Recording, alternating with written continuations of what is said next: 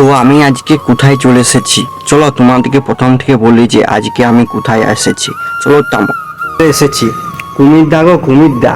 তো আজকে এখন প্রায় 6:30 বাজছে, এখন থেকে ব্লগটা কন্টিনিউ করছি। আর রাসমেলা থেকে ঘুরতে যাব, আর কি কি দেখবো সেটা পুরো একদম তোমাদেরকে পুরো শেয়ার করব। আর আমি এই প্রথম আসিছি, তো তোমাদেরকে সেটাই শেয়ার করব যে আমি কি দেখছি। চলো তাহলে আজকে আমার স্টাইল ব্লগটা কন্টিনিউ করি। তো আমি এখন চলে আসছি রাসমেলার সামনে, আর ব্যাক পেছনটা দেখতে পাচ্ছ ওখানে রাসমেলাটা। আর এই দেখো, আর হলুদ কালারে বেশ ভালো দেখাচ্ছে। আর এইটি ঘুরে ঘুরে দেখছি যে শুধু সেই ছেঁড়ার মতন গলিয়েই দেখাচ্ছে, ওই পারও আছে আর এই পারও আছে, আর চারদিকটা সেই একই রকম দেখাচ্ছে। আর মেলাটা বেশ ভালোই বসেছে, আর ওইদিকে অনেক দোকানদানি বসেছে, আর ওই ধারে একটা মেলা আছে। চলো তোমাদের মেলার দিকে ঘুরিয়ে নিয়ে আসি, চলো। তো সব মেলার মধ্যে দোকানদানি গুলো এখানে সব বসেছে। চুড়ি মালা, গাড়ি টাড়ি, বাচ্চাদের খেলনা পাতি সব এক জায়গাতে এইখানে বসেছিল। কেউ কেউ ওখানে আসছে, আর কেউ কেউ দেখে পড়ে সবাইকার দেখার পর চলে যাচ্ছে। আর আমি এখন প্রবেশ করলি, চলো তাহলে ভিতর দিকে এবারে যাওয়া যাক। আর কি কি দোকান বসেছে এইখানে পুরো সামনের থেকে তোমাদেরকে পুরো দেখাবো, চলো। এটা ছিল বাচ্চাদের খেলনা, আর এখানে যা কিছু নেবে সব একদম খুব সুন্দর, আর অনেকেই দোকানদানি বসেছে। চলো তাহলে নেক্সট মেলার দিকে এবারে যাওয়া যাক।